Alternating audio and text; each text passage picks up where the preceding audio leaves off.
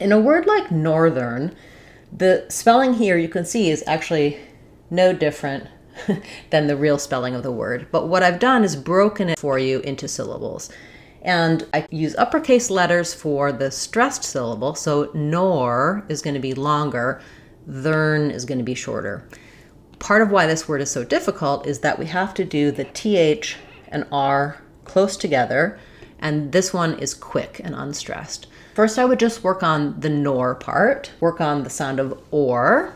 If or is difficult for you, then work on the word or, for, store, nor. Lots of practice with that or sound. After you have or, put your n back on, nor. And then turn here to the thern part.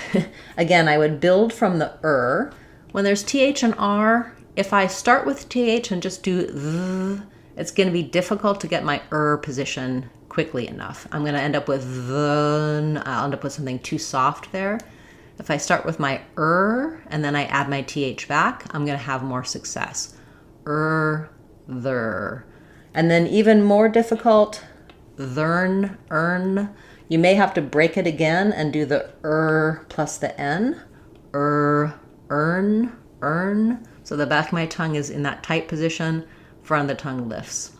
Finally, put it all together. You might want to start here, thern, northern.